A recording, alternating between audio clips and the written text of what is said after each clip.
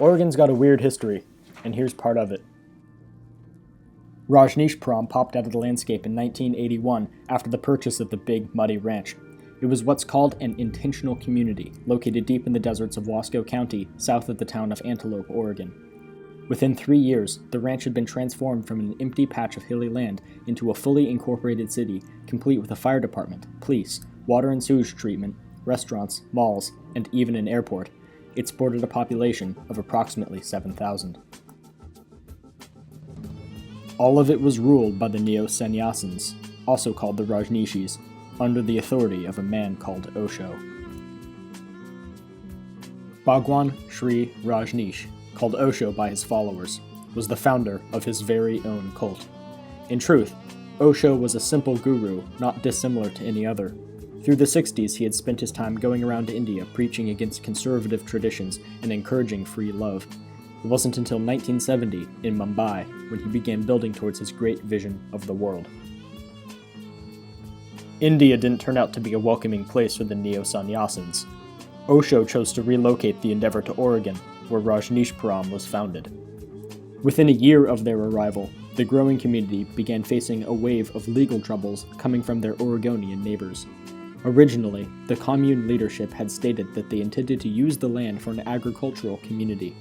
But as the Rajneeshis continued to build, it became clear that they planned for the type of infrastructure associated with a full-fledged town.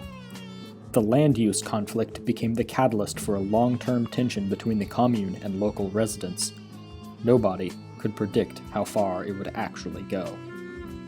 After the city of Antelope denied the ranch a business permit for their mail order operation, Osho and his leadership decided that the growing community, still known at this point as Rancho Rajneesh, needed full incorporation as its own town.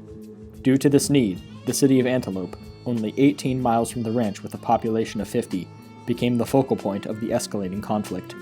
Neo-Sannyasins, at a steady pace, began moving into the barren little town, sharply shifting the demographic. Antelope tried voting to disincorporate itself as to prevent full takeover, but it came too late. By this point, the locals were outnumbered, and the Rajneeshis took control. In May of 1982, Rajneeshpuram became its own official city. The escalation didn't stop there.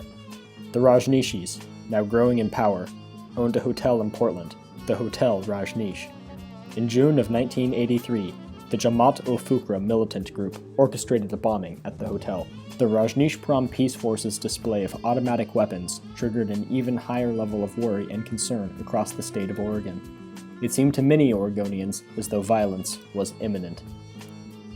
The Rajneeshis saw the Oregonian community as a whole to be bigoted and disgustingly traditional, not open to new types of spiritual ideas.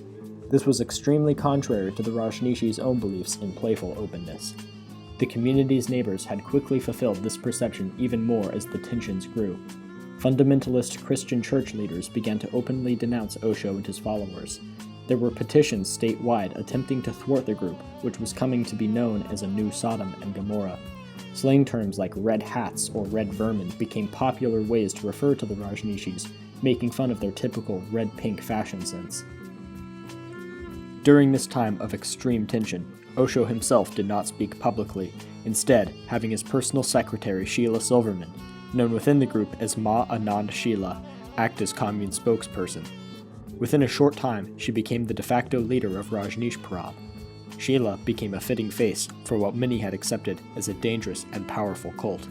Even with full incorporation as a city, Rajneeshpuram still lacked the power it needed to match the pace of their expansion. After further denials for building permits, the decision was made to try and seize 2 of the 3 seats on the Wasco County Circuit Court, as well as the office of sheriff. Knowing that this plan wouldn't succeed if left up to the fair election, Sheila and co-conspirator Dian Yavan Onang, called Ma Anand Puja, made plans to influence the election in Rajneeshpuram's favor.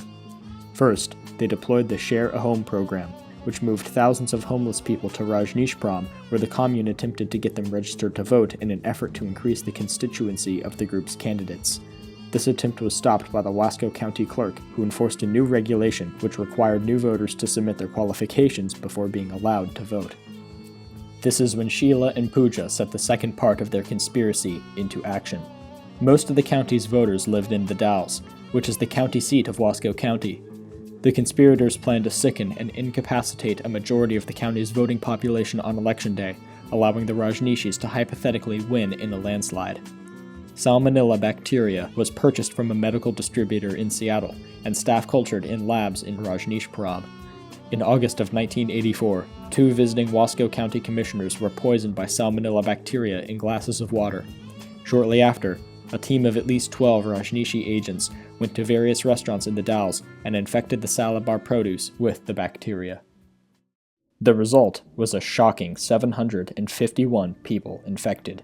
Locals immediately suspected the attack had connections to the Rajneeshis, and on election day persevered and turned out in droves to keep any Rajneeshis from winning government positions. Sheila and several other top Rajneeshi officials abruptly fled Rajneeshpuram. The following week, Osho surfaced to hold a press conference, wherein he openly accused Sheila and her co-conspirators of crimes both within and outside Rajneeshpuram. The investigation which followed is to this day the largest criminal investigation ever to occur in the state of Oregon, and confirmed the truth about the leadership's activities, but also revealed that the vast majority of Rajneeshpuram's residents, including Osho himself, had no knowledge of the plans. Sheila and her co-conspirators, who had fled to Germany, were extradited, prosecuted, and imprisoned for their various crimes. The entire incident became known as the 1984 Rajneeshi bioterror attack, and is the largest use of biological warfare in United States history. Osho himself, in the midst of the accusations against those he had chosen to lead Rajneeshpuram, was accused of immigration violations. As part of a plea bargain, he agreed to leave the United States and return to India. His non-American followers left Oregon not long after, leaving Rajneeshpuram virtually empty. The Big Muddy Ranch property and all the Rajneeshis had built on it was sold, eventually winding up in the hands of Christian organization Young Life and being renamed Washington Family Ranch, which is what you'll find there today.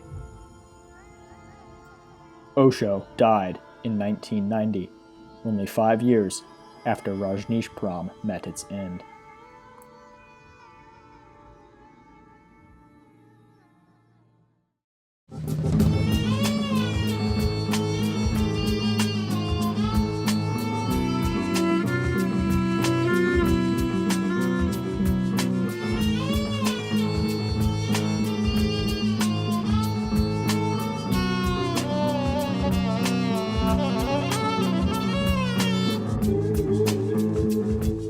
Chasing you and flying easy,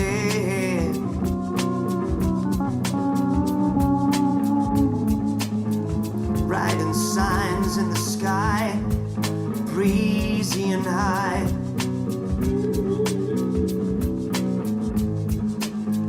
Like a swallow that began to understand.